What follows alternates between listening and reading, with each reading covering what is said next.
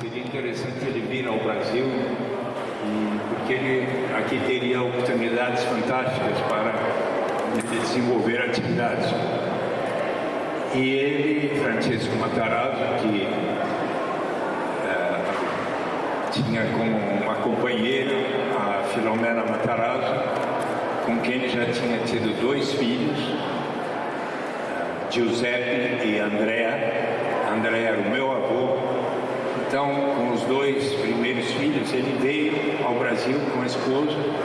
Parece que o navio perto do Rio de Janeiro até naufragou, ele perdeu algumas coisas, mas ele ficou um pouco no Rio. De lá foi para Sorocaba, encontrou o amigo dele, e lá, com um espírito empresarial assim formidável, começou a produzir bancos.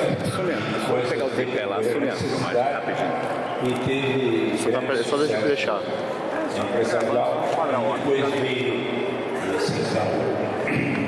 em São Paulo, onde durante os anos 90 e as 3 primeiras décadas do ano até os anos 30, chegou nos anos 30.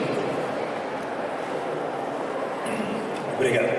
Ele era o maior empresário industrial em toda a América Latina, com mais de 200 unidades. Você pode ler a história dele, por exemplo, escrita por Ronaldo César Coelho, sobre a história de Francisco Matarazzo e de sua indústria.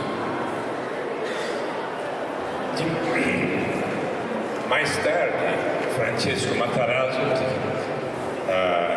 tinha considerado seguir um pouco a tradição da sua família no sul da Itália, de que deveria concentrar nas mãos de um único sucessor para não dividir e possivelmente enfraquecer as suas empresas. E então havia escolhido o primeiro filho. Ele teve mais 13 filhos. Então havia escolhido o primeiro filho nascido no Brasil, Ermelino, para ser o seu principal sucessor, e dando a ele o controle praticamente das empresas e dos principais bens que ele havia acumulado. Acontece que acho que ao longo da Primeira Grande Guerra Mundial, Ermelino tinha ido para a Itália, tinha recebido do pai um automóvel, e nessa época que ele estava lá na Itália, teve um acidente grave e veio a falecer. Minha mãe costuma dizer que ele gostava muito desse filho e que guardou as roupas até durante todo o resto da vida, o Ermelino, ao qual se dá o nome do bairro Ermelino Matarazzo, uma homenagem a este filho que veio a falecer. Mais tarde, tendo 13 filhos, Francisco Matarazzo resolveu escolher o penúltimo dele, chamado Francisco ou Chiquinho Matarazzo, para ser o sucessor das Indústrias Reunidas Fábrica Matarazzo.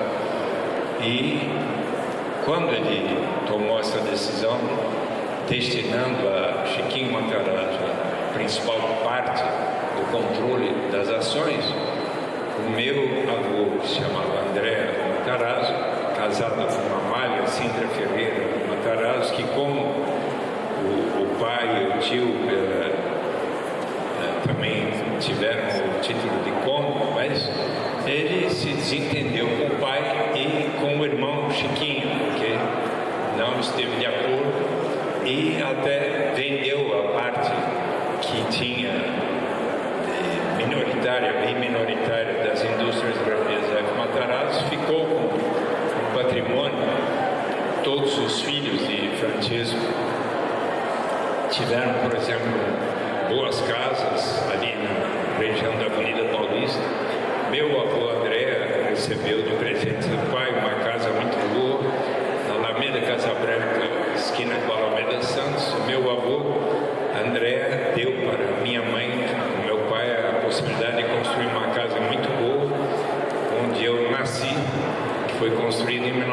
1940, minha mãe me teve como oitavo filho em 1941, quando eu nasci. E minha mãe até me disse: olha, eu resolvi ter você em casa, até você deu muito trabalho, que nasceu com a cabeça muito grande, mas foi um pouco dolorido, mas aqui estou. Então acontece que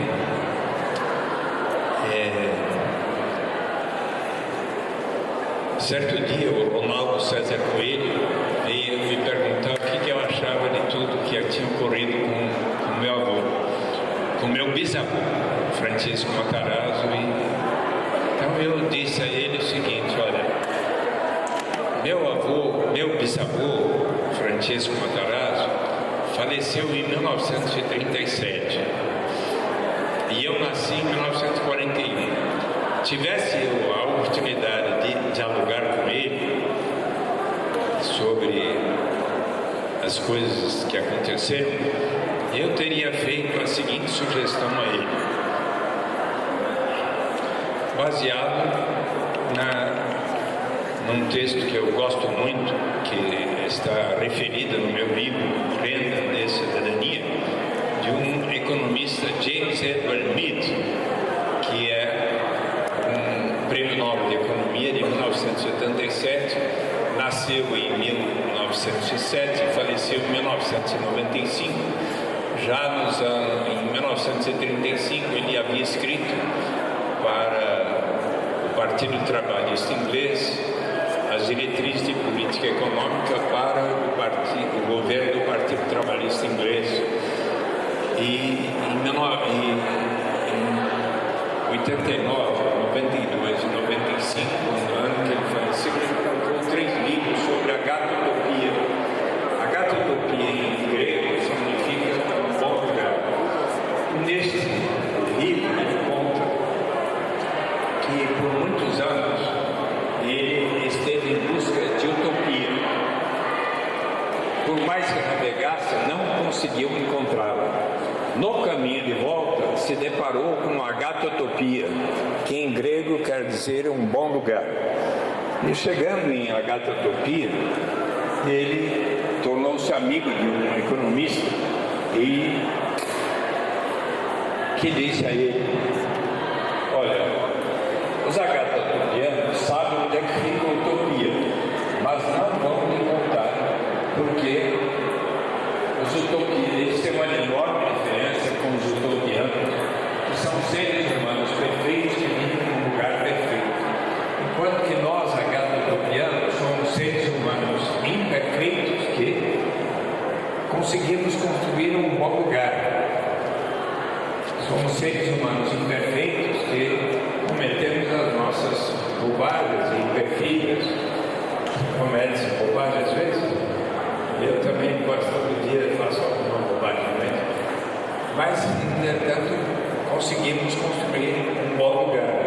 E ele resolveu estudar as instituições deste lugar e percebeu que eram as melhores que até então havia encontrado para simultaneamente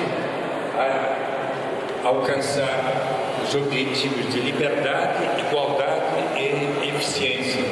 Liberdade no sentido de cada pessoa poder trabalhar naquilo que bem aprouver, que deseja, de acordo com a sua vontade, de gastar o que recebe de acordo com o que considera melhor, de igualdade no sentido de não haver grandes disparidades de renda e de riqueza entre as pessoas, e de eficiência no sentido de alcançar o melhor padrão de vida possível com a tecnologia e os recursos existentes. E quais eram estas instituições e arranjos sociais? Primeiro, flexibilidade de preços e de salários para que possa se alcançar a melhor alocação de recursos, a mais eficiência e ter o maior padrão de vida possível. Flexibilidade de preços e de salários para flexibilidade de preços e de salários para a melhor alocação de recursos. Muita interação entre capital e trabalho, empresários e trabalhadores, de tal maneira que na hora de os empresários contratarem os trabalhadores, poderem ser pagos os trabalhadores não apenas por salários, mas por participação nos resultados. E então ele propõe que haja cotas de participação nos resultados para todos os trabalhadores. Então haveria participação nos lucros ou nos resultados. Mas se você admitisse flexibilidade de salários e eventuais resultados que não pudessem não ser positivos, até por causa de inundações, enchentes, tsunamis, fenômenos internacionais, terremotos e assim por diante, nós teríamos que ter um outro instrumento para garantir um rendimento para todos e também evitar a pobreza e promover maior igualdade. E justamente este instrumento seria o direito de todas as pessoas, não importa a sua origem, raça, sexo, idade, origem e condição socioeconômica, a todos se garantiria uma renda igual, e esta seria a renda básica de cidadania. Ora, então eu pensei, até disse ao Ronaldo César Coelho, olha, eu me lembro que meu pai Paulo Cochrane específico, filmou o enterro do Francisco Matarazzo. E tinha cerca de 100 mil pessoas que saíram da esquina da casa onde ele morava, da Avenida Paulista com a Rua Pamplona, até o Cemitério da Consolação, para o que era uma indicação tão forte do respeito que ele tinha para com todos que trabalhavam com ele. E era um homem conhecido, minha mãe, meus avós contavam que ele era uma pessoa que era o primeiro a chegar na fábrica e acompanhava tudo que se passava lá e, portanto, era muito respeitado por todos que com ele trabalhavam. Então eu disse a eles, olha, se eu tivesse a oportunidade de fazer uma sugestão a ele, ao invés de concentrar tudo nas mãos de um único filho, o Chiquinho, que depois, na geração seguinte, quando ele tinha como diretores da empresa, tinha como filhos o Hermelino, o Francisco, o Eduardo, a filha, que era a Filomena também, e a Maria Pia. Quando chegou uma determinada época da sua vida, ele resolveu concentrar tudo e deixar nas mãos da Maria Pia Matarazzo e os outros irmãos. Então, da mesma forma que na geração anteriores até foram da justiça tentar, no caso do meu avô, ele para fazer as pazes com o pai, quando ele estava muito doente, o pai Francisco, ele concordou em poder visitar o pai para se despedir dele, mas ele para isso precisou assinar que estava de acordo com aquela forma de controle por parte só do Chiquinho Matarazzo de todas as empresas.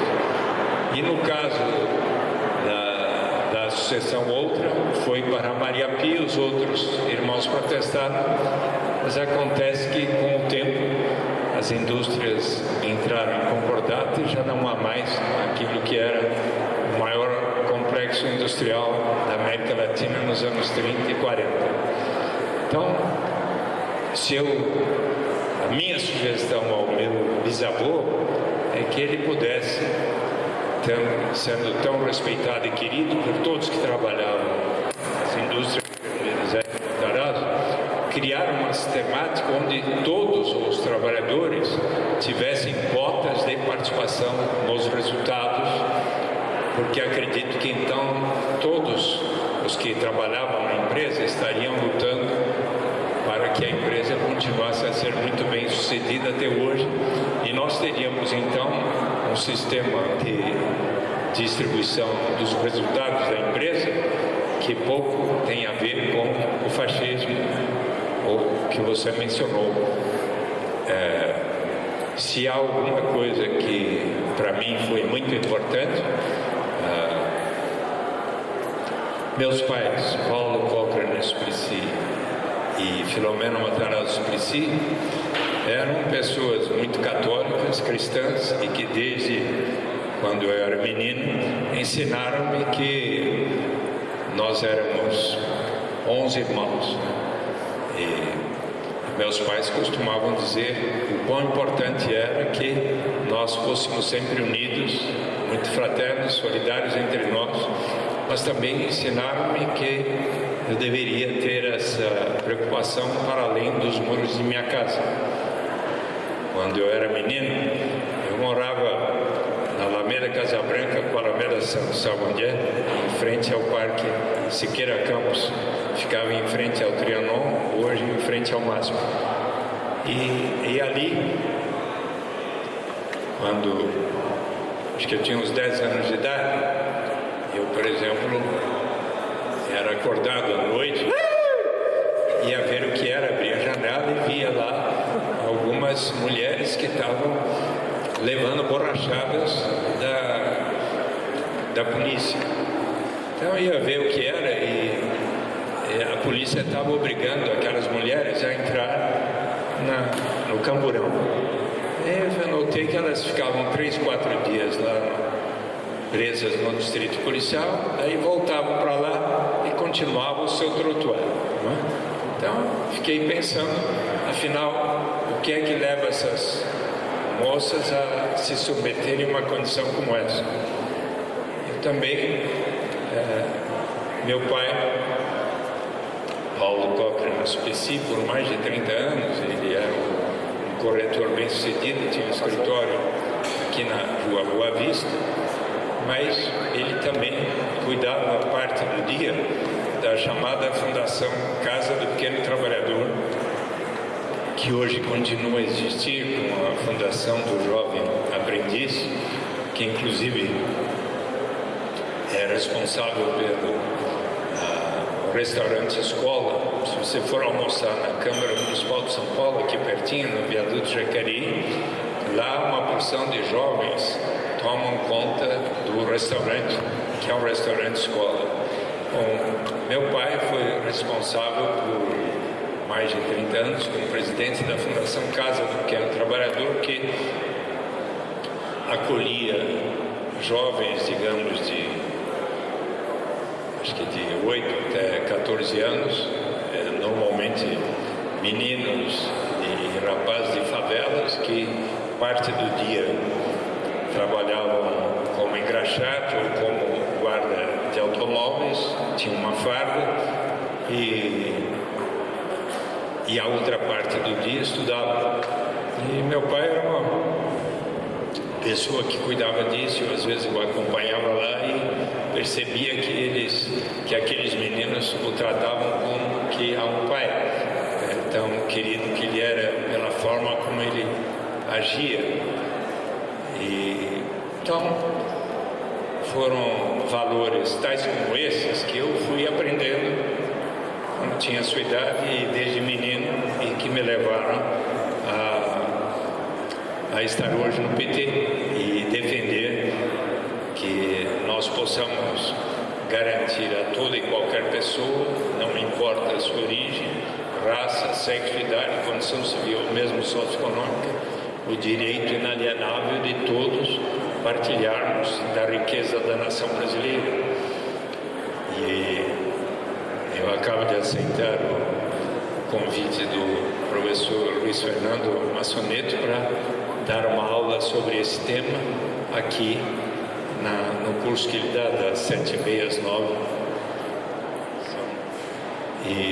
Mas eu então vou continuar com vocês num outro dia aqui, mas ainda posso até mais ou menos 15 para as 11 prosseguir. Então, vamos lá. Mas está respondida a pergunta? Não inteiramente? Falta só aquele prédio onde é a prefeitura foi de fato a sede das indústrias reunidas F. Matarazzo por muitos anos. Foi um prédio construído quando Francisco Matarazzo era o Chiquinho Matarazzo, filho do Francisco Matarazzo construiu ali a sede da indústria. Ele tinha simpatia por Mussolini, é verdade, eu tive uma predileção completamente diferente, eu sou do PT, e é verdade que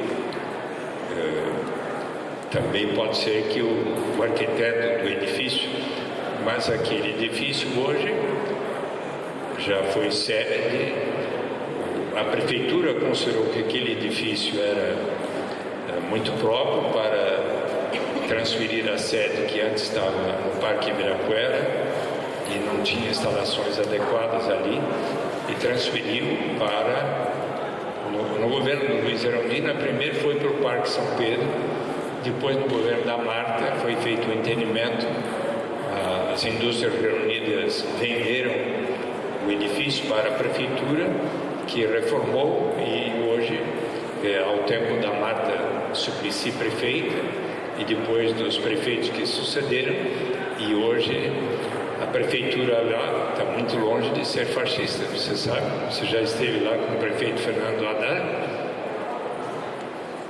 Se quiser, às 14 horas eu estarei lá, te convido para ir comigo, você vai ver que lá muito pouco de fascismo existe, tá bom? Está respondido?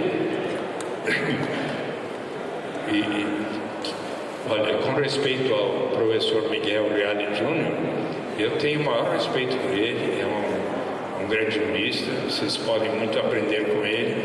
Seu pai era um pouco mais conservador que ele próprio, ele tinha uma simpatia pelo fascismo, mas o senhor Miguel Reale Júnior é considerado um democrata e pode às vezes ter tido opiniões conservadoras, mas em grande parte hoje eu o considero um professor progressista e acho que todos nós temos muito que aprender com ele, mas também com professores. Vou citar aqui um dos melhores professores da história desta faculdade de Direito, que é o professor Dalmo de Abreu Dallario Júnior, Dalmo de Abreu Dallario, cujo filho, Pedro de Abreu Dallario, Pedro do Romulo de Abreu Dallario, hoje está à frente da Comissão da Verdade e é professor também da Universidade de São Paulo e é um exemplo de democrata, assim como o professor Dalmo de Abreu Dallario, que eu conheço também. E minha afinidade, por exemplo, para citar professores de Direito, é muito mais com o professor Dalmo de Abreu Dallario, a quem eu recomendo você também seguir os ensinamentos dele, tá bom? Está respondido agora?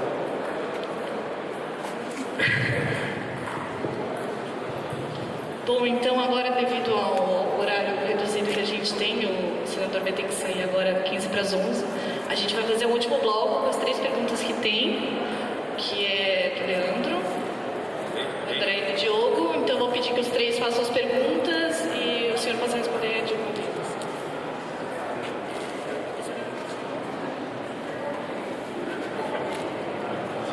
Leandro. Boa tarde, senadora. Deixa eu fazer uma introdução breve, porque senão a pergunta não faz muito sentido. Com o governo Lula, acho que ficou clara a necessidade para toda a esquerda de se restabelecer o papel ativo do Estado na economia. E foi se desenhando durante o governo Lula essa figura do capitalismo de Estado no Brasil. E eu acho que um exemplo clássico é a Friboi e todo o dinheiro do BNDES que foi injetado na Friboi para se ter um player internacional. E a Friboi acabou por comprar diversos frigoríficos pequenos, etc. Abriu até uma margem para uma crítica, que na minha opinião tem sua pertinência, que é do PT ter, podemos dizer assim, contribuído para uma oligopolização da economia e até para a eliminação do que o capitalismo tem de mais interessante, se é que podemos dizer isso, que é a competição.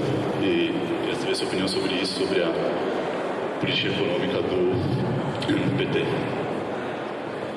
É muito interessante, Leandro, que você levante o caso da Friboi e a sua preocupação com a competitividade da economia, porque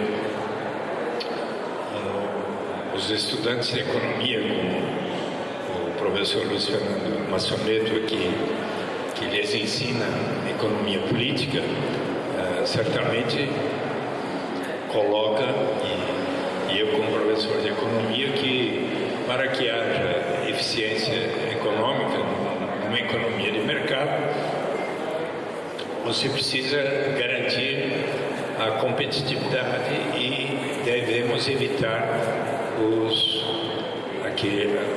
as formas monopolistas e mesmo as oligopolistas, quando existem, tem que estar sob controle. E a legislação brasileira, e eu acompanho isso de perto na Comissão de Assuntos Econômicos do Senado,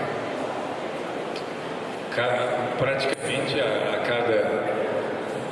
cada semestre nós chamamos o presidente e os diretores do Conselho Administrativo de Defesa Econômica, chamado CADE, e que tem a responsabilidade de evitar, prevenir e, se houver abuso do poder econômico por parte de quaisquer setores, então eles têm a responsabilidade de tomar as providências necessárias para impedir a concentração de poder econômico abusiva que esteja prejudicando e, digamos, elevando os preços indevidamente e prejudicando os consumidores. Então, a área de frigoríficos está sendo continuamente objeto de atenção por parte do CAD e, inclusive, a Friboi, que sempre que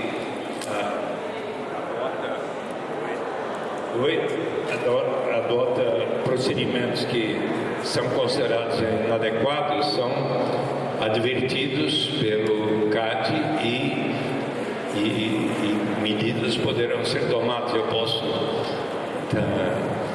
Eu, por exemplo, continuamente, nesses últimos 15 anos, inúmeras vezes fui chamado a atenção por parte da Associtrus, que é a Associação dos Citricultores do Estado de São Paulo, que tem enorme preocupação com o desenvolvimento do setor de suco de laranja, das indústrias de suco de laranja, que ao longo desses últimos 15 anos foi se concentrando em apenas 4 ou 3 grandes indústrias, e eles reclamam os produtores de laranja, sobretudo os pequenos e médios produtores, que essas indústrias foram asfixiando os produtores de laranja e muitas vezes oferecendo a eles preços bem menores do que anteriormente obtinham e que também são obtidos no mercado internacional. E então eu, como senador de São Paulo, tenho sempre, a cada ano quase, solicitado audiências públicas na Comissão de Assuntos Econômicos com os representantes do CAD, das indústrias de suco de laranja e dos produtores de laranja, e para melhor resolver o assunto, assim como para a cana-de-açúcar, pelo mesmo problema, de maneira parecida, foi estabelecida a chamada Concecitrus, na Consecana, foi estabelecida a Consecana, pela qual os produtores de álcool e de açúcar se reúnem com os produtores de cana-de-açúcar e, inclusive, com outros segmentos interessados para estabelecer e prevenir quaisquer abusos que estão mais concentrados em relação ao conjunto dos produtores de cana-de-açúcar. Da mesma maneira, foi finalmente estabelecido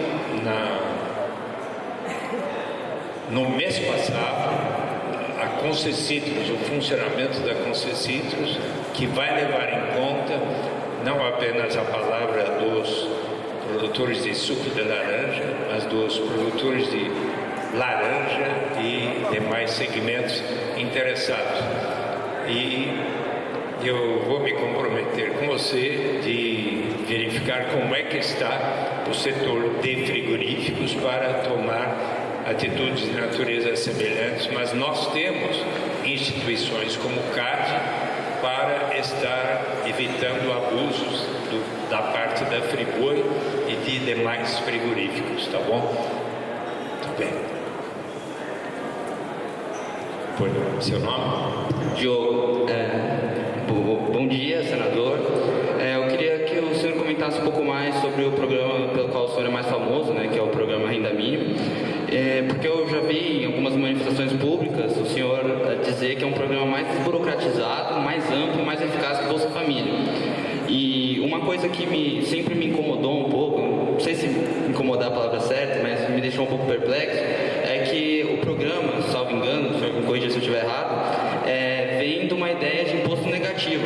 E a ideia do imposto negativo é uma criação do Milton Friedman, um famoso economista da Escola de Chicago, monetarista, neoliberal. E também o caso de maior sucesso internacional do renda mínima foi o Alasca, que é o senhor diz que é o estado menos igual dos Estados Unidos, e foi aplicado no Alasca pelo Partido Conservador, né, pelo Partido Republicano, antes da Sarah Palin. Então é uma coisa que sempre me deixou meio, sem saber como que um programa de origem tão neoliberal, tão conservador, fruto de pensadores tão conservadores, ao mesmo tempo uma política tão eficaz para diminuir as desigualdades. E eu queria saber também, porque apesar do projeto ter sido sancionado pelo presidente Lula em 2004, até hoje ele não avançou muito, porque a única cidade onde a renda mínima foi aplicada foi Santo Antônio do Pinhal, né? Aí eu queria saber por que esse projeto, apesar de estar tanto tempo sancionado, não avança.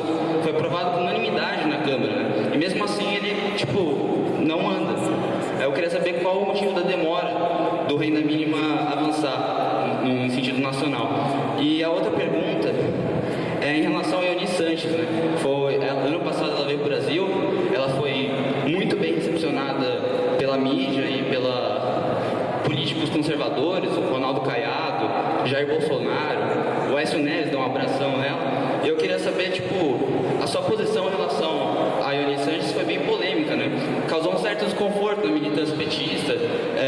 A militância do seu partido foi lá, protestar no aeroporto, e o senhor recepcionou muito bem ela, defendeu as liberdades democráticas dela, disse que ela tinha todo o direito de se manifestar e tal. Eu queria saber mais da posição do senhor sobre Cuba e também da posição do senhor sobre os países do leste europeu, os ex-países do bloco soviético, porque, se eu não me engano, na sua juventude, o senhor fez uma visita, né? Fez um tour por todos os países do leste europeu. E o senhor disse que, apesar de ser uma ditadura, que não tinha direitos democráticos, havia creches e havia coisas que o senhor nunca tinha visto no mundo ocidental. Aí eu queria saber, que tipo de aprendizado o senhor obteve. Se eu não me engano, virou até uma série de artigos na Folha, em algum jornal da época. Eu queria saber qual tipo de experiência o senhor teve com os países do leste europeu, o que deu para pegar de bom, o que teve de ruim. É isso. Parabéns, Diogo. Você fez tantas perguntas que precisaria agora 3 dias aqui para estar respondendo bem e com carinho a todas elas. E tem mais uma pessoa que vai fazer a pergunta ou são só as do Diogo? Tudo bem? Tá, o Diogo fez por todos, demais? Diogo, você quando saiu de casa hoje, como é que fez? Eu peguei um metrô, a linha azul estava bem cheia. Saiu pela janela? Não, pela porta. Então, o nome do meu livro, Renda de Cidadania, a saída pela porta, procura mostrar como a proposta da renda básica de cidadania vem de longe, não é, professor?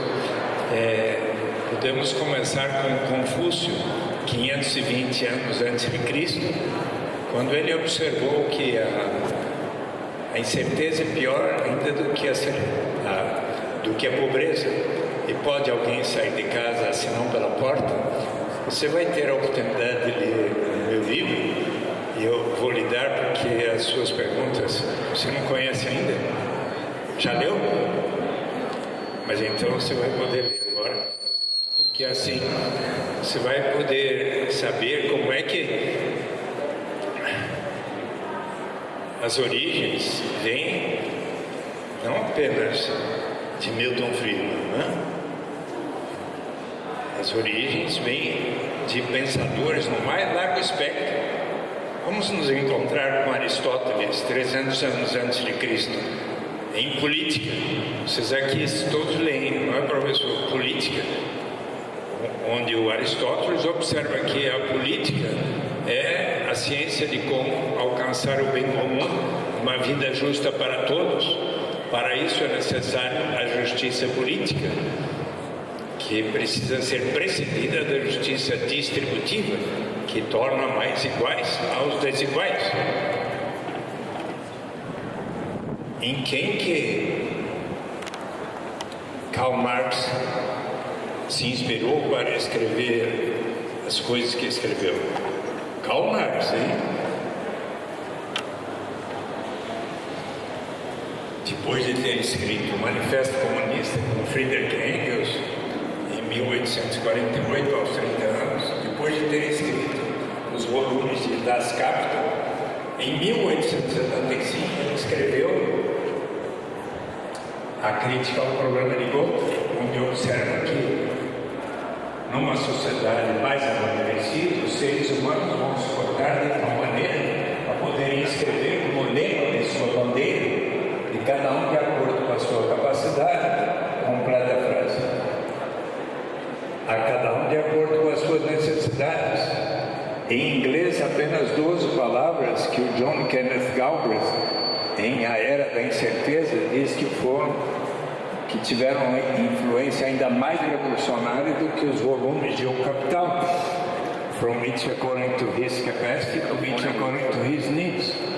Mas quando eu mencionando diversos economistas e filósofos no mais largo espectro que estão de acordo com a proposição da renda básica de cidadania, explicando isso para as comunidades eclesiais de base, pastorais da terra, e na CNBB, o presidente da CNBB, saudoso Dom Luciano Mendes de Almeida, me disse: Eduardo, você não precisa citar o Karl Marx para defender a sua proposta, que ela é muito melhor defendida por São Paulo na segunda epístola aos Coríntios.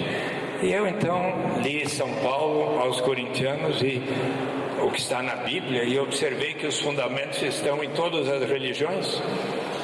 Qual a palavra no Antigo Testamento mais citada? 513 vezes me ensinou o Rabino Henry Sobel. Tzedakah, T-Z-E-D-A-K-A, que quer dizer justiça social, justiça na sociedade. No livro do Êxodo, de Deuteronômio, de Davi, dos Provérbios, de Isaac, sempre está a palavra Tzedakah, que era o grande anseio do povo judeu, como também do povo palestino.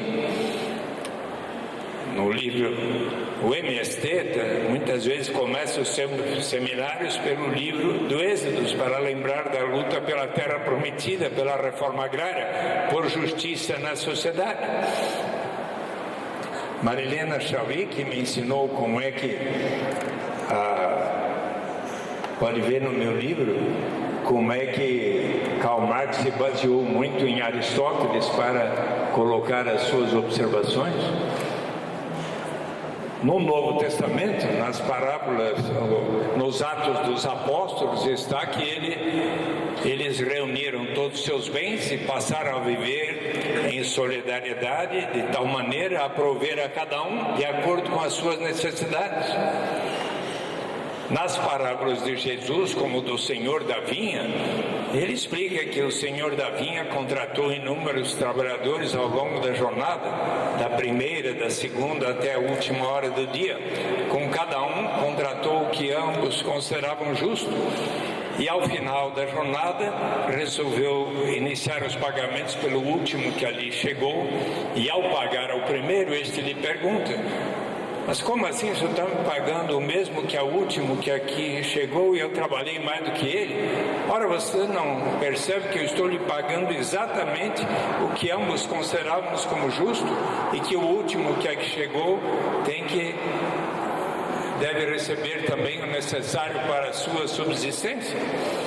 E se formos olhar o que Dom Luciano me recomendou, a segunda epístola de São Paulo aos Coríntios, ele diz que deveremos todos sempre seguir o exemplo de Jesus, que, em sendo tão poderoso, resolveu se solidarizar com os mais pobres e viver dentre eles de tal maneira que, conforme está escrito, para que haja justiça, para que haja igualdade, todo aquele que teve uma safra abundante não tem de mais, todo aquele que teve uma safra pequena não tem de menos.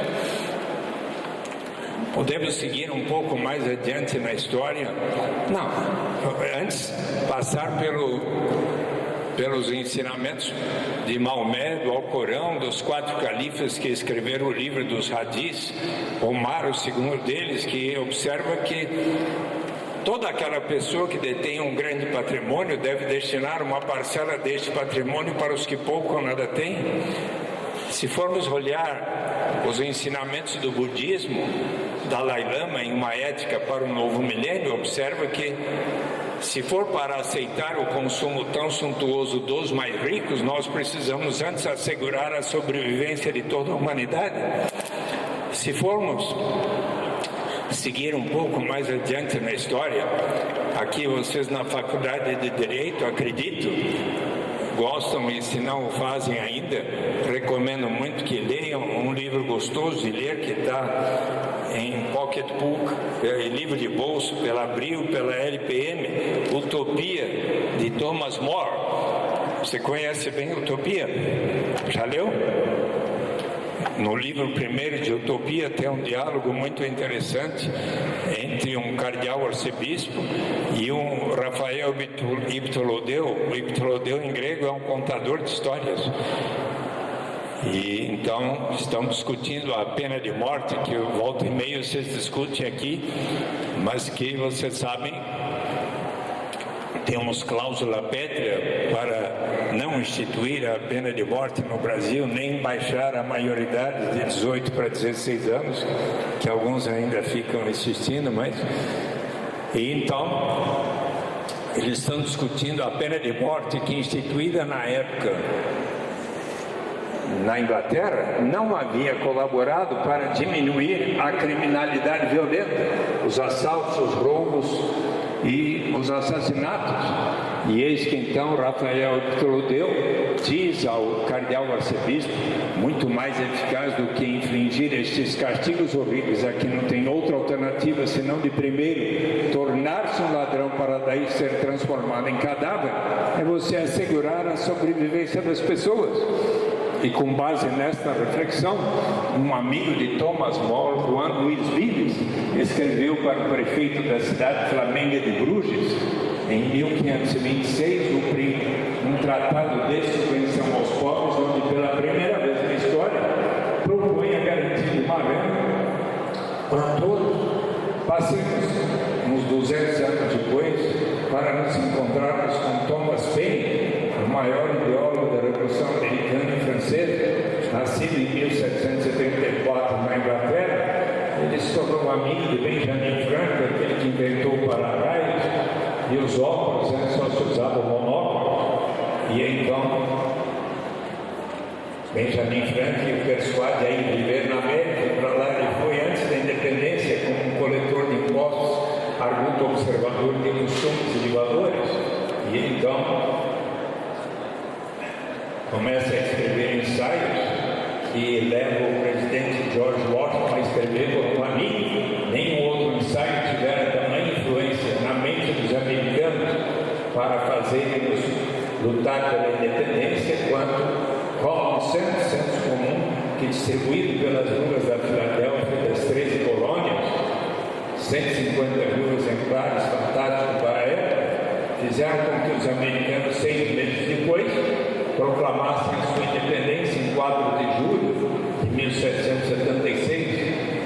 Uma vez proclamada a independência, Thomas Paine começou a se sentir perseguido por suas ideias consideradas tão progressistas. Ele dizia coisas tais como contraria o bom senso que uma ilha domine um continente, e daí ele resolve ir para a Inglaterra, sua terra natal. Mas lá o que acontece?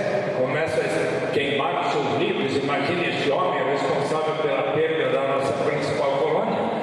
Então ele resolve seguir para a França e de tal maneira abraça os ideais de liberdade, igualdade e fraternidade, que 3 anos após a Revolução Francesa de 1789, embora estrangeiro, ele é eleito constituinte francês e, como tal, ele escreve para a Assembleia Nacional da França, em 1795, o texto de 20 páginas que está aí escrito Justiça Agrária, onde ele observa que a pobreza tem a ver com a civilização e a instituição da propriedade privada.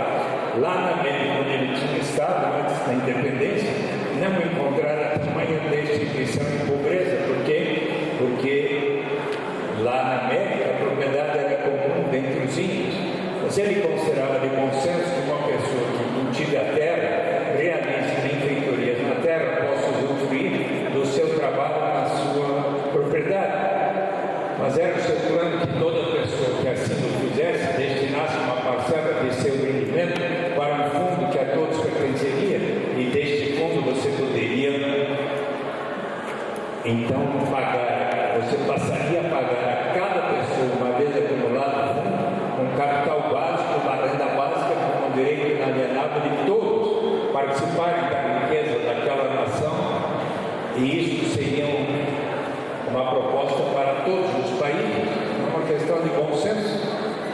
Sigamos um pouco mais adiante no século XX, Bertrand Russell, Os Caminhos para a Liberdade, uma reflexão sobre o sindicalismo, o socialismo e o anarquismo, onde, depois de examinar todos os movimentos, ele chega à seguinte conclusão: que deveremos assegurar a cada um o necessário para a sua sobrevivência, e daí para frente cada um iria ter aquilo que obtivesse o seu talento, o esforço e assim por diante. A ninguém se lhe negar o mínimo para a sua subsistência.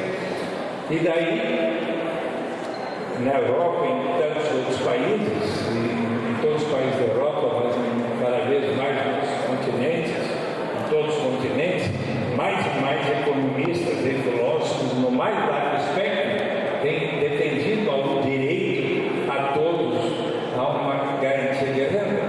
Então, a Joanne Robinson, uma economista progressista amiga de John Maynard Keynes, escreveu que a teoria do emprego, que se devia pagar todos os sábados uma libra esterlina para toda a população. O James Edward Mill, sobre o qual eu contei aqui, a Agatha-utopia, contemporâneo e amigo de John Maynard Keynes, com John Robinson e John Maynard Keynes, ele escreveu em Agatha-utopia, Defesa da Renda Básica de Cidadania. John Maynard Keynes, 1939, em How to Pay for the War, Como Pagar pela Guerra, escreve para o The Times que a Inglaterra deveria se preparar para a guerra com a Alemanha e o Japão, separar o suficiente do produto nacional bruto. Mas como iria haver problemas sociais graves, se deveria separar 2% do PNB, que era de 5 bilhões de dólares, portanto 100 milhões de libras esterlinas, portanto 100 milhões de libras esterlinas, para pagar uma renda básica a toda a população. 1944, Ava Gardner, que com Oscar Lange escreveu sobre a teoria do socialismo de mercado, observa que deveria pagar uma negative lump sum tax, uma renda básica para todos, uma economista muito progressista. Em 1946, o Prêmio Nobel de Economia George Stigler escreve na revista American Economic Review que uma análise sobre o salário mínimo, se você quiser efetivamente combater o desemprego e erradicar a pobreza, mais eficaz ainda do que aumentar e aumentar o salário mínimo seria prover um imposto de renda negativo para prover a garantia de uma renda para todos. É fato que não apenas Milton Friedman, mas o progressista keynesiano James Tobin, nos anos 60, assim como Milton Friedman, em Capitalismo e Liberdade, escreveu que o capitalismo era o sistema mais consistente com a liberdade do ser humano, mas que não resolvia adequadamente o problema da pobreza. Se quisesse resolvê-lo, seria bom instituir um imposto de renda negativo, porque seria a maneira de menor causar ineficiência no sistema econômico. Ele defendeu, sim, a garantia de uma renda mínima, assim como James Tobin e John Kenneth Galbraith e Robert Tenenbaum, 1.200 economistas, e o Milton Friedman se recusou a fazê-lo na época, escreveram um manifesto ao Congresso norte-americano em 1968 para propor a instituição da garantia de uma renda mínima através de um imposto de renda negativo. Mas o James Tobin, em 1972, assessorando o candidato George McGovern, propôs a ele que ele instituísse um demogram que seria de valor $1.000 para cada um dos 150 milhões de americanos, então, que seria exatamente uma renda básica de cidadania. Em 2005, quando eu estive nos Estados Unidos, no Congresso norte-americano da renda básica, eu telefonei para o George McGovern, que ainda era vivo, ele faleceu infelizmente, e falei para ele: olha, aquilo que o senhor propôs em 1972, perdeu a eleição, um demogram que foi aprovado no Brasil através de uma renda básica de cidadania para toda a população, não importa a origem, raça, sexo, idade, condição civil, socioeconômica.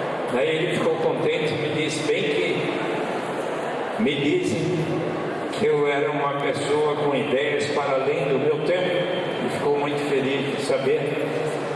E é fato que em 2005 eu, quando expus toda a evolução dessa proposta no Brasil para o Congresso norte-americano da renda básica, estavam presentes o Jay Hamilton, ex-prefeito e ex-governador, ex-prefeito de Bristol Bay e ex-governador do estado do Alasca. Alguém de vocês já esteve no Alasca? O Diogo tem restrição a ir para o Alasca? Só porque o Jay Hamilton era republicano? Era um homem de bom senso. Prefeito de uma pequena vila de pescadores no início dos anos 60, observou que de lá saía uma grande riqueza na forma da pesca. Boa parte da população ainda era pobre.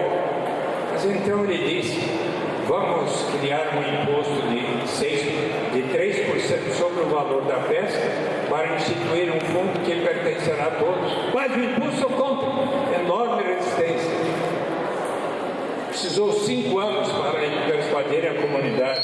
E era republicano.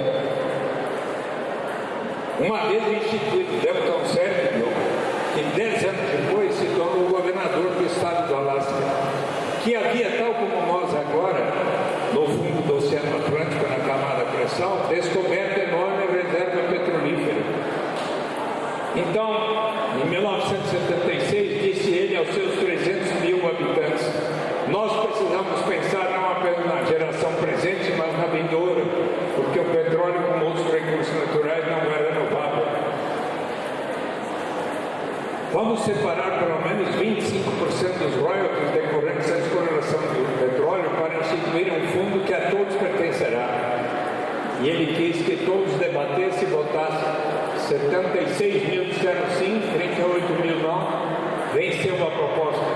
Aqueles 25% dos royalties passaram a ser destinados em investimentos no Fundo Permanente do Alasca, em títulos de renda fixa, US Bonds, ações de empresas do Alasca, contribuindo para diversificar para a sua economia dos Estados Unidos, internacionais e empreendimentos imobiliários. O fundo passou de $1 bilhão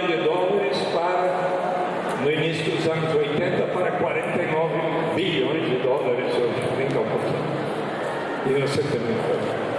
Suponhamos que vocês duas estivessem vivendo no Alasca. O Diogo vem aqui também. E então,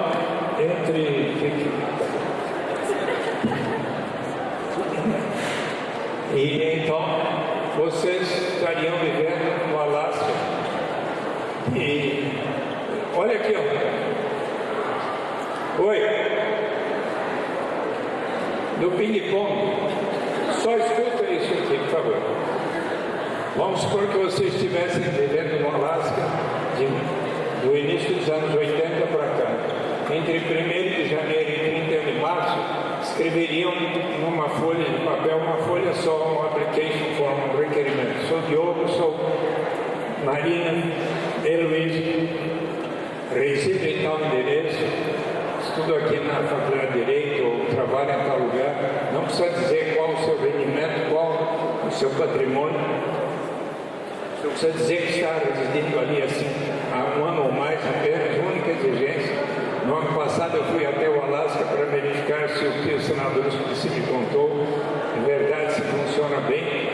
E saí de lá, fiquei tão persuadi o prefeito Fernando Haddad para aplicar aqui em São Paulo, e o prefeito lá de Santo Antônio do Pinhal, e escrevemos para a presidenta Dilma.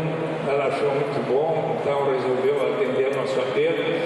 E então, se vocês lá estivessem vivendo e preenchido tudo, 2 pessoas que desconhecem testemunharam essa declaração verdadeira, preenchem por suas crianças até, vocês não têm crianças, mas se tivessem suas crianças até 18 anos, por elas recebem, se estivessem lá residindo, na última semana de setembro, 1º de outubro, teriam recebido primeiro 300, depois 400, 500.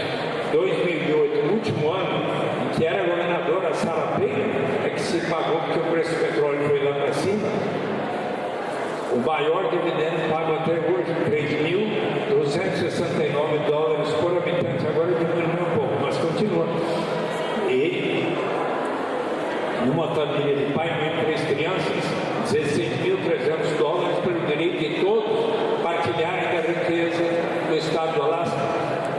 Resultado, constitui suicídio político para qualquer liderança, até para Sarah Palin, propor o fim desse sistema. Há 3 livros hoje que falam de como a experiência do Alasca pode servir para experiência para o mundo inteiro.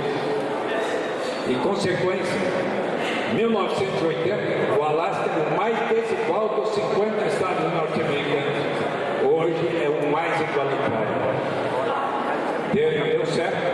Você quer ser bom? Só porque o Milton Friedman defendeu a garantia de uma renda em função de um imposto retroativo? Sim, mas precisa ter um argumento, não é? E você pode ler no final do meu livro a entrevista que eu faço com o Milton Friedman e com o James Tobin. Ambos concordam que é uma boa, e inclusive a experiência do Alasca. E o imposto negativo é assim: toda pessoa que ganha muito paga o imposto de renda. Quem não ganha até certo patamar receberia uma parcela da diferença entre aquele patamar e o nível de renda. Eu primeiro, quando conhecia mais só o imposto de renda negativo, propus um programa de garantia de renda mínima só para os que não ganhavam até certo tempo, que eu avaliava que assim seria uma boa coisa. Mas nos anos 90, mais e mais estudando, eu fiquei persuadido que melhor do que o imposto negativo será a garantia de uma renda básica incondicional para todos. Mas como assim? Até para vocês todos aqui, até para o Pelé, para a Xuxa, para o Antônio Emílio de Moraes, para o senador Suplicy, para a Marta Suplicy, para a presidenta Dilma, para Fernando Haddad, Geraldo Alckmin, sim. Só que os que temos mais vamos colaborar para que nós mesmos e todos os demais venham a receber. Quais as vantagens? Vamos supor que vocês 3 escrevam e todos aqui uma carta para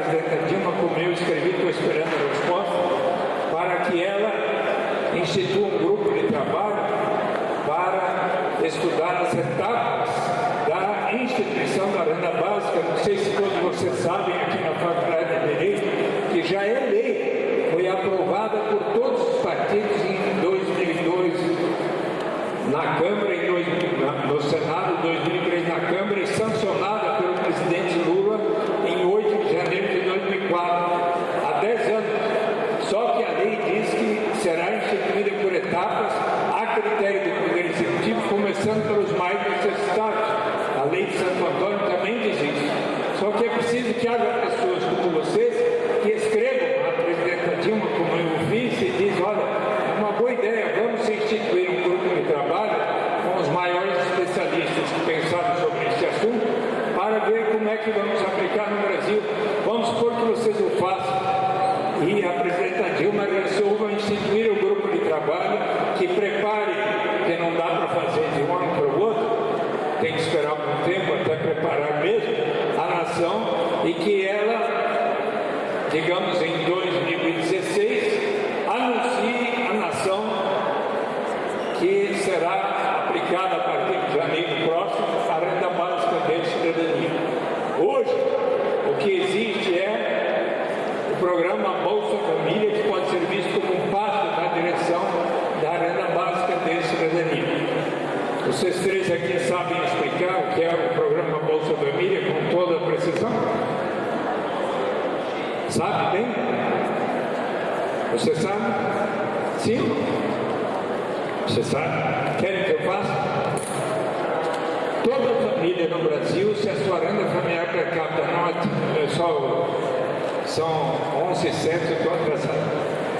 Toda família no Brasil, anote quanto tempo vou precisar. Toda família no Brasil, não importa a origem, raça, sexo, idade, condição civil, não é assim, perdão. Toda família no Brasil, se a sua renda familiar per capita não atingir R$140 por mês, digamos, pai e mãe, 3 crianças, vezes 140, R$700, passa a ter o direito de receber o benefício do Bolsa Família. Se a renda familiar per capita não atingir sequer R$70, digamos, vezes 5, 350, começa com R$70, mais para todas abaixo do R$140, 32, 64, 96, 128 ou R$160 se na família houver 1, 2, 3, 4, 5 ou mais crianças até 15 anos e 11 meses. Mais 38 e mais 38 se na família houver 1 ou 2 adolescentes até de 16 a 18 anos. Há condicionalidades. Se a mãe estiver grávida, deve fazer o pré-natal na rede pública de saúde até que nasça o nenê. Os pais devem levar as crianças até 6 anos de idade para a respectiva vacina na rede pública de saúde. Crianças de 7 a 15 anos e 11 meses têm que frequentar 85% das aulas nas escolas. Adolescentes, 75% das aulas nas escolas. Precisei quase 3 minutos para explicar. E ainda o Busca Ativa, a presidenta Dilma pediu a todos que, sabendo de qualquer pessoa que em família esteja nessas condições, se ainda não estiver inscrita, para se inscrever e receber. E ainda o Brasil Carinhoso, que garante a cada família somada o benefício Bolsa Família mais a sua renda familiar, dividido pelo número de pessoas na família. Se não alcançar pelo menos R$70 por mês, o governo federal garante o necessário para completar R$70 por mês. Então, há uma forma de garantir R$70 por mês, pelo menos para cada pessoa, e hoje há 14 milhões e quase 100 mil famílias no Brasil, correspondendo, se multiplicarmos por 3,5 pessoas por família, a 50 milhões de pessoas, 1/4 dos 201 milhões de brasileiros que somos hoje. Suponhamos então que vocês, considerando os benefícios do Bolsa Família, tal como eu, presidente, e ela institui um grupo de trabalho para fazer a transição, vai preparar, digamos, até 2016, em 2017, ela então informa a população brasileira o seguinte: são 11h10. Note quanto tempo eu vou precisar. A partir de janeiro de 2017, todas as pessoas no Brasil, não importa a origem, raça, sexo, idade, condição civil ou mesmo socioeconômica, 5 anos residentes no Brasil, passaremos a receber uma renda que, para começar e ser um pouco melhor que o Bolsa Família, vai ser 80, mas um dia vai ser 100, um dia 200, um dia 500, um dia 1.000, mais e mais com o progresso da nação, a ninguém será negado. Terminou a explicação. Uma pergunta: foi mais fácil compreender o Bolsa Família ou a renda básica de cidadania? A renda básica. Uma vantagem, mas a outra. Eliminamos inteiramente a burocracia envolvida em ter que saber quanto cada um ganha no mercado formal e informal. Eliminamos qualquer sentimento de estigma ou de vergonha de uma pessoa que precisa dizer: eu só recebo tanto, por isso mereço tal complemento de renda. Eliminamos o fenômeno da dependência que acontece quando tem um sistema que diz: quem não recebe até certo patamar tem o direito de receber tal complemento, e a pessoa está por decidir: vou ou não iniciar essa atividade e vai me render esse tanto. Mas se eu iniciar, obtiver esse tanto, e daí vem o governo e me retira o que eu estava recebendo naquele programa, aí eu desisto e entro na armadilha da pobreza ou do desemprego. Mas se todos iniciarmos da renda básica em diante, sempre haverá um estímulo ao progresso. Ah, mas não vai estimular a ociosidade? O que é que vamos fazer com aquelas pessoas que tenham uma tendência inarredável à vagabundagem? Tem alguém com essa tendência aqui? Levante a mão, por favor. Acho que não estariam aqui. Você vem cá então, rapidamente, por favor, que eu estou super atrasado agora. Mas se você tem uma tendência à vagabundagem, por que está aqui escutando como é que nós vamos melhorar a justiça no Brasil? Eu não vou ser hipócrita a ponto de falar que às vezes eu prefiro ficar assistindo televisão do que me entregar os estudos, mas também eu não me classificaria como vagabundo, mas eu tenho meus momentos. Mas assistir televisão é uma coisa boa, a gente aprende tanto às vezes na televisão, tem coisas que não são tão boas, mas eu aprendo tanto, tem que assistir também televisão. Veja só, pensemos nós, seres humanos, mulheres e homens, todos nós amamos fazer uma porção de coisas sem necessariamente termos remuneração no mercado. As mães, quando estão amamentando seus nenês, qualquer hora do dia, da noite, da madrugada, com todo carinho. Nós, pais e mães, quando estamos cuidando das crianças para que bem se alimentem, se educam, se desenvolvam. Quando nossos pais e avós são mais velhos, precisam da nossa atenção, ou fazemos com todo carinho. Nas igrejas de todas as denominações, nas associações de bairros, nos centros e diretórios acadêmicos, como vocês aqui que estão organizando hoje o debate. Vocês ganharam quanto para me convidar? Fizeram porque se sentem úteis. Quando Vincent van Gogh, Amedeo Modigliani pintaram as suas obras, saíam as ruas para tentar vendê-las, conseguir a sobrevivência, mal conseguindo. Hoje suas obras, ambos ficaram doentes, morreram precocemente. Hoje as obras são vendidas por milhões de dólares.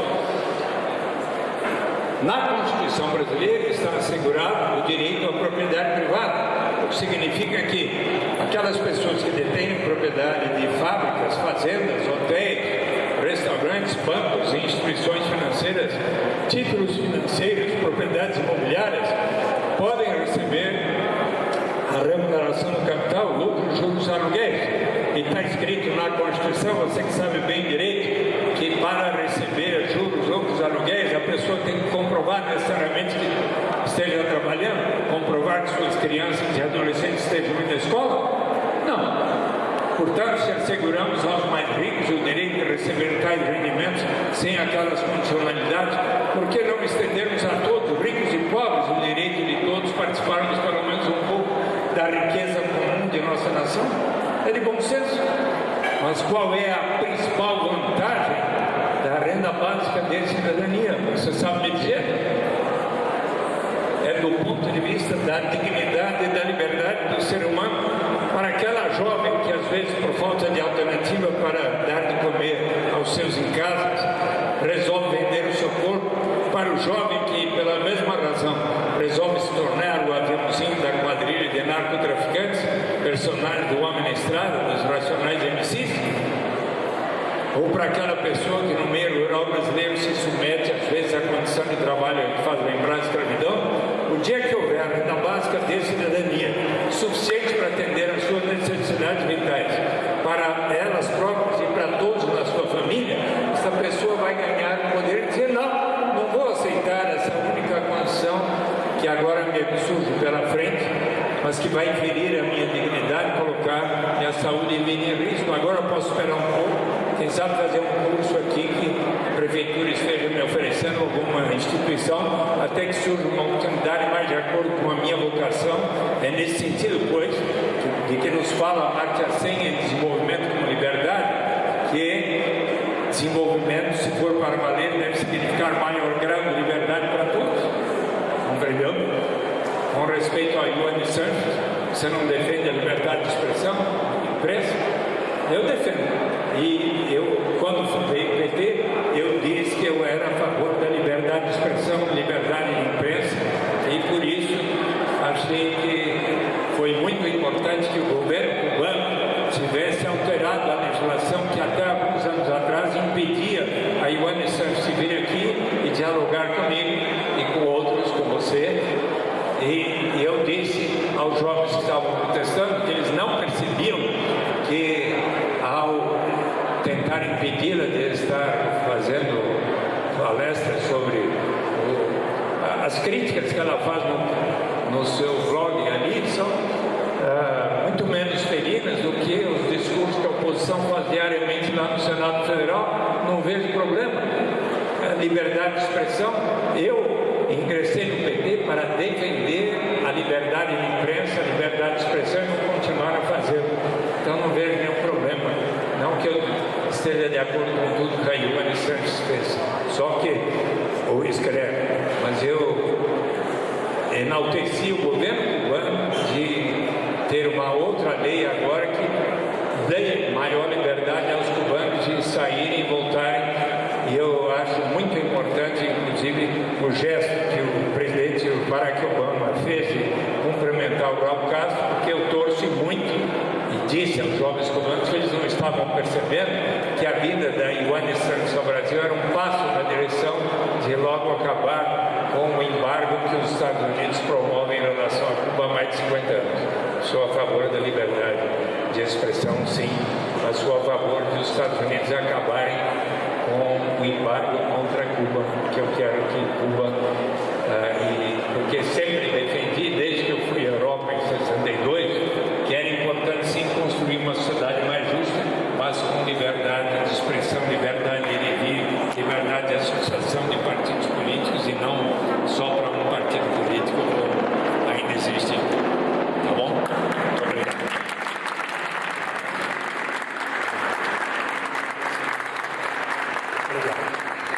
Obrigado a todos, hein? Muito obrigado.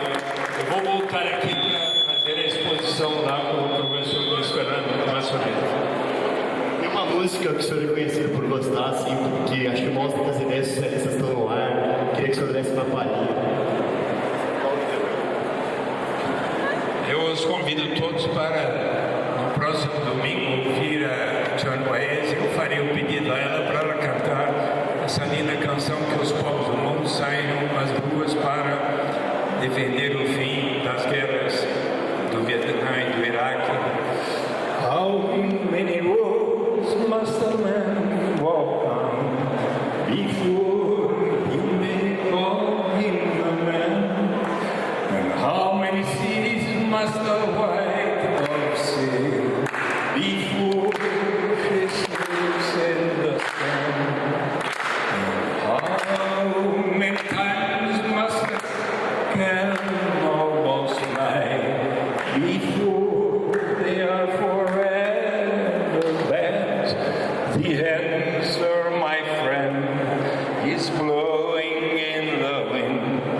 The answer is blowing in the wind. And how many years must a mountain exist before it is washed to the sea? And how many years must some people exist, like the Brazilian people, before they are allowed to be free. And how many times must a man turn his head, pretending that he just doesn't see? The answer, my friend, is blowing in the wind. The answer is blowing in the wind. And how many times must a man look up so that he can see the sky?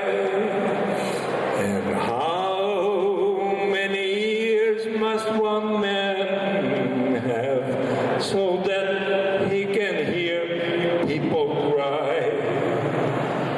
And how many deaths will it take till he knows that too many people have died? Todo mundo. The answer, my friend, is blowing in the wind. The answer is blowing in the wind.